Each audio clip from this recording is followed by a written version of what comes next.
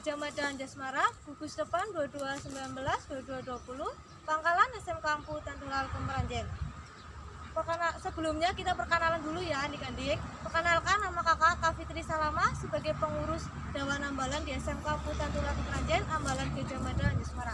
Dan di samping kiri saya ada Kak. Perkenalkan, nama saya Kak Cibayu Prasetyo, pengurus Dewan Ambalan juga. Dan di samping kanan saya ada Kak. Halo, nama saya Kak Dika Pangesti. Saya selaku Purna Dewan Ambalan Gajah Mada Anjasmara, Pangkalan SMK Ampu Tantulal Kemeranjen. Oke, kami di sini akan menjelaskan materi tentang survival. Kepada Kak Dika Pangesti, silakan. Selamat pagi adik-adik. Pagi. Salam Pramuka. Salam. Oke, di sini kita akan membawakan materi mengenai survival ya Kak ya. Adik-adik di rumah udah ada yang tahu survival itu apa? Belum ya Kak? Belum sama, saya juga belum pernah ya. Belum tahu juga survival itu apa. Makanya di sini kita belajar bareng ya. Oh ya adik-adik, di sini nanti di akhir acara ya ada beberapa sesi penugasan. Jadi untuk video kali ini diperhatikan dari awal sampai akhir ya. Nah, di sini kita akan berbicara mengenai survival itu apa. Survival adalah berasal dari kata survive yang artinya mampu mempertahankan diri dalam kondisi tertentu, Kak. Ya, kondisi tertentu di sini otomatis kondisi buruk atau kritis, ya. Kondisi buruk atau kritis ini bisa terjadi apabila kita tersesat, Kak. Tersesat berarti di hutan atau di mana, Kak? Tersesat di hutan pokoknya lah ya, Kak ya. Nah, di sini survival sendiri adalah keadaan di mana diperlukan perjuangan untuk hidup, Kak. Berarti kita benar-benar kondisi kritis, darurat banget. Jadi di sini kita harus benar-benar tahu, Kak, survival itu apa. Kita belajar bareng-bareng ya, Kak ya. Nah, menurut statistik, orang yang bertahan hidup atau survival itu paling lama bertahan itu sampai 3 hari, Kak, atau hanya 72 jam. Berarti sangat singkat ya. Itu kalau kita nggak paham mengenai survival, Kak. Makanya kita harus belajar apa itu survival sih ya. Nah, dalam situasi survival kita itu tidak boleh tergesa-gesa, Kak, dalam mengambil keputusan. Nah, kita misalnya butuh makan ya, Kak ya, kita tergesa-gesa ambil makanan seadanya, tahu-tahu makanan itu beracun, Kak. Jadi gimana itu? Ya, Cari yang tidak beracun. Cari yang tidak beracun, Kak. Nah, di sini berarti kita harus mengetahui, Kak, mengetahui kondisi dan kebutuhan hidup. Nah, di sini kita belajar mengenai survival. Yang apa sih prioritas utama survival kita? Survival yang pertama itu ada satu, udara, Kak, karena kita butuh udara itu untuk bernafas, Kak. Ya, kita bernafas setiap detik. Ya, terus yang kedua kita butuh perlindungan, Kak. Misalnya kita ada di rumah. Iya, kalau di rumah. Kalau misalnya kita di luar, kita butuh tenda lah. Kalau kita nggak bawa tenda, kita pakai Api unggun untuk menghangatkan badan. Iya, kita pakai api unggun untuk menghangatkan badan. Karena apa? Karena tubuh normal kita normal, Kak. Alhamdulillah normal. Ya. Tubuh normal kita itu membutuhkan suhu 30 derajat Celcius. 37 derajat Celcius, Kak. Terus yang nomor 3 ada Minuman. ada air. Air. enggak, istirahat dulu, Kak. Oh iya, Istirahat, karena istirahat itu kan sepele, Kak, tapi itu berguna banget buat tubuh kita, Kak. Kalau misalnya kita tersesat, kita kan panik, Kak. Makanya kita butuh istirahat dulu, Kak. Istirahat, berpikir, terus langkah apa yang harus kita tempuh, itu baru ada actionnya. Terus yang nomor 4, kita butuh air, karena 2/3 bagian dari tubuh kita itu air. Nah, yang terakhir kita baru butuh makanan, karena manusia bisa bertahan hidup sampai 40 sampai dengan 70 hari tanpa makan, tapi harus minum, Kak. Ya, tanpa makan bisa 40 sampai 70 hari. Mau coba?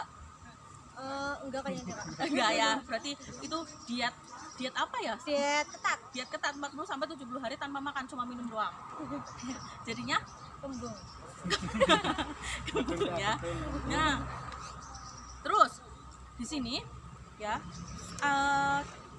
definisi survival sendiri ya itu arti survival ya, arti survival itu kan stop ya, berhenti, stop. Itu bisa diartikan per huruf K dari S itu stop atau berhenti. Apabila kita tersesat atau mengalami kondisi keadaan kritis, yang pertama harus kita lakukan adalah stop atau berhenti. Berhenti, beristirahatlah sejenak ya. Yang kedua, T itu thinking atau berarti kita harus berpikir Kak. Berpikir kita harus bagaimana Kak? Ya, kita sadar kita tersesat Kak. Ya. Nah, makanya kita harus berpikir bagaimana kita bisa keluar, jalan keluar yang harus kita ambil itu gimana ya. Yang nomor 3 itu O itu observe. Observe itu artinya kita harus bisa mengamati keadaan sekitar itu yang bagaimana ya, keadaan sekitar kita Kak. Sekitar kita itu misalnya hutan, berarti di situ ada hewan buasnya Kak, terus kondisi airnya itu gimana Kak, terus cara kita dapat makanan itu dari mana Kak. Nah, baru yang terakhir itu P, planning. Planning itu kita membuat rencana atau tindakan supaya kita bisa selamat ya, bisa selamat, bisa kita minta bantuan ya. Kalau misalnya teman-teman kita langsung bisa menemukan kita Kak. Kalau misalnya enggak, kita butuh waktu sampai beberapa hari. Nah, dengan bekal makanan seadanya kan nggak mungkin cukup Kak, gitu ya. Nah, yang harus dipunyai oleh seorang survivor itu ya, survivor itu orang yang melakukan survival sendiri ya, orangnya itu namanya survivor Kak ya. Nah, yang pertama itu kita harus bisa berpikir positif Kak, berpikir positif, sikap mental, pengetahuan dan pengalaman latihan Kak. Jadi kita benar-benar di sini harus punya pengalaman, kalau paling nggak kita bisa mengerti lah sedikit-sedikit ya. Terus lagi di sini ada banyak banget bahaya yang mengintai kita pada saat kita melakukan survival ya, entah itu dari hewan buas, terus dari kemerosotan mental kita, terus dari apa ya, keletihan yang kita alami sendiri itu Kak. Nah, kemerosotan mental Kak, kemerosotan itu terjadi pada saat kita mengalami lemah, letih, lesu ya, capek. Iya, pikiran kita kalau capek otomatis kita pikirnya itu negatif thinking terus ya Kak. Bisa nggak ya bertahan hidup, bisa nggak bertahan hidup itu Kak. Jadi pada saat kita terjadi situasi seperti itu, kita benar-benar harus bisa berpikir positif Kak. Terus bahaya binatang beracun Kak, bisa keracunan. Nah, keracunan itu gejalanya seperti apa Kak? Muntah-muntah, lemah, pusing, terus nyeri perut, panas dingin. Udah pernah keracunan ya Kak? belum. Nah, di sini selain dari binatang juga keracunan bisa dari makanan Kak. Makanya kita kalau misalnya berada di hutan harus hati-hati banget pada saat memilih makanan Kak. Gak semua makanan itu bisa dikonsumsi di hutan, termasuk air Kak. Nah, kalau misalnya kita nemu sumber air tuh Kak, jangan sembarangan diminum tuh sumber airnya. Karena apa? Takutnya air itu beracun. Nah, cara mengetahui air itu beracun apa enggak gimana? Ada bisa nggak di rumah? Nggak bisa ya. Oh ya, caranya kita lihat dulu air itu ada hewannya enggak. Contohnya kodok Kak. Ya, anak kodok itu namanya kecebong gitu ya. Kalau misalnya air itu ada ikannya atau ada anak kodok kecebong, itu berarti air itu nggak beracun karena mereka itu nggak mati ya.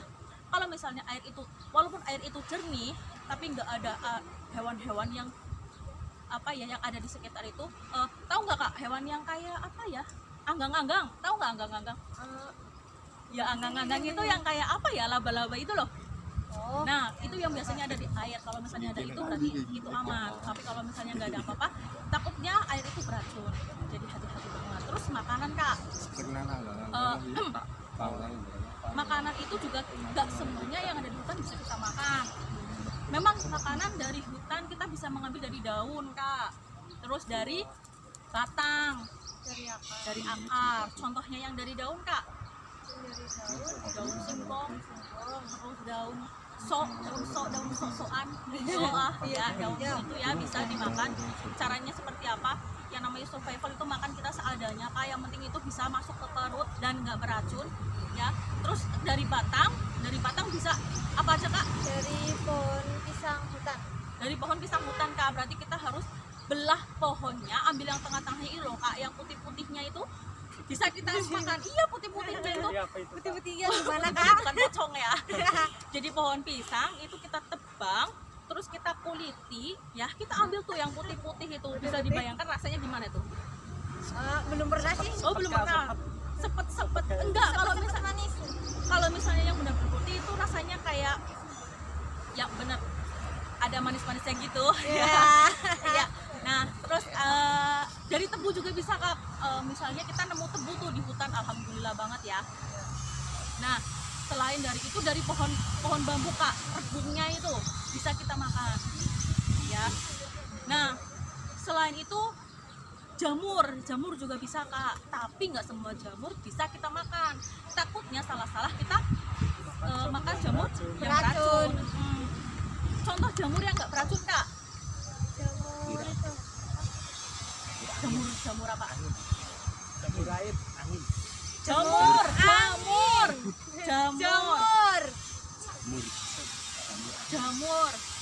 Jamur yang menempel di pohon itu loh kak, gitu ya.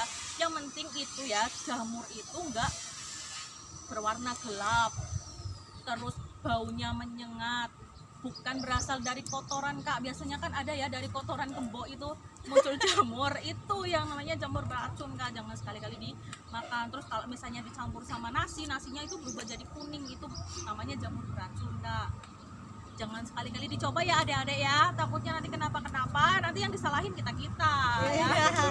Terus di sini cara selain kita juga mendapatkan makanan, di sini juga kita belajar bagaimana mengatasi gangguan binatang. Gangguan binatang di hutan itu apa aja kak? Nyamuk, terus buaya. Di hutan mana ada buaya kak? Ya, nggak ada buaya kalau di hutan mah. Ular, lintah kak, lintah itu yang benar-benar harus hati-hati.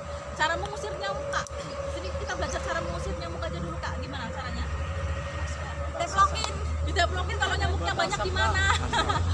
Pakai obat nyamuk, autan.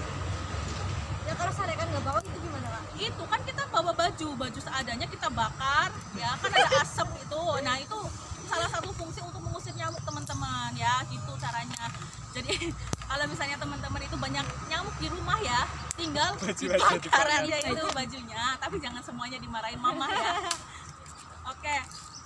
Terus di sini ada cara mengusir kalajengking kak. Kalajengking itu gimana? Kalajengking Pakai kayu bisa. Iya. Kalau misalnya nggak nemu kayu, pakai tongkat ya, pokoknya senemunya seadanya ya. Terus kalau misalnya kita udah sampai ke sengat kalajengking kak, itu gimana kak? Ya tempat yang udah kena sengatan, Iya, atasnya itu dikasih ikat yang kencang biar racunnya nggak menyebar kemana. jangan dulu kak. Kalau misalnya kita udah kegigit kalajengking itu ya kak ya, yang pertama kalau kita punya air itu dibilas dulu lukanya yang kena gigitan kalajengking. Yang kedua, daerah yang sekitar yang kena sengatan kalajengking kita pejet sampai bisanya itu keluar, baru diikat begitu kak. Ya.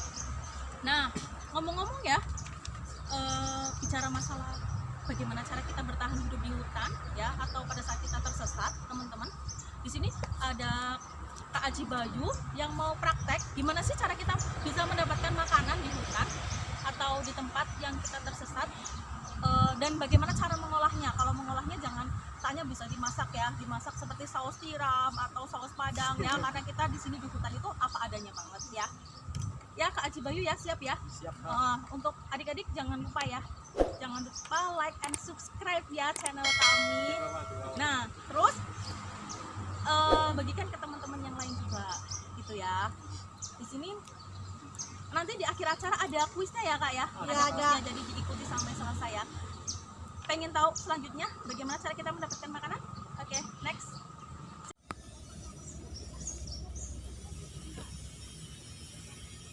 Kak, di sana ada warna ubi kak. Ayo kita cabut. Kak, apa kak?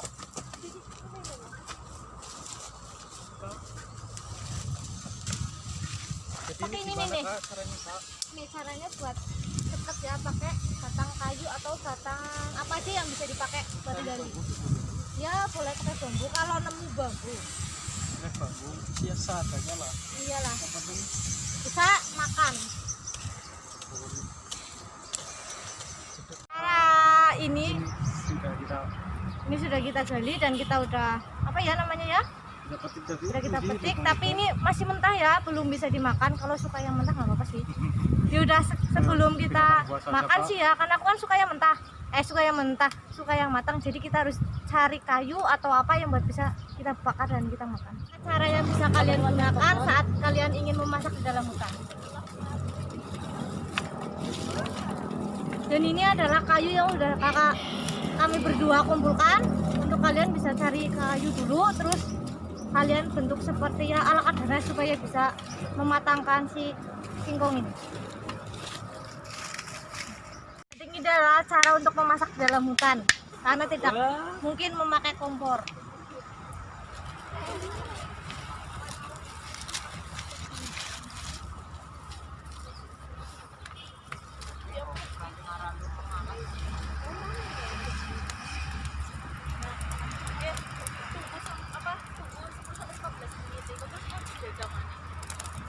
Tunggu 5-15 menit untuk mematangkan makanan singkong.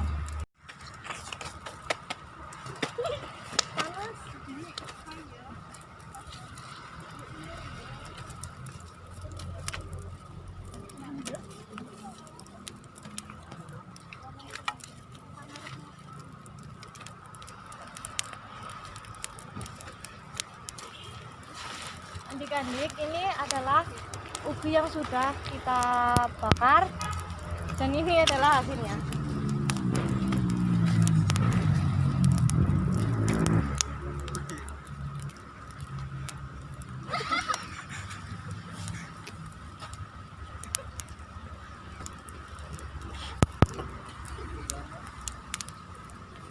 Oke, demikian ya adik-adik ya, persembahan dari kakak-kakak tadi udah praktek gimana caranya mengolah bahan makanan di hutan ya. Kita seadanya dibakar terus dimakan. Enak kak? Enak. Alhamdulillah enak ya, kenyang ya. Untuk next Tapi kurang. kurang ya nanti ya di belakang. Untuk next ada beberapa tugas nanti dikerjakan. Jangan lupa nanti di tag di akun Instagram kalian masing-masing, jangan lupa tandai akun kami ya. Oke, sekian dari kita ya, bye bye.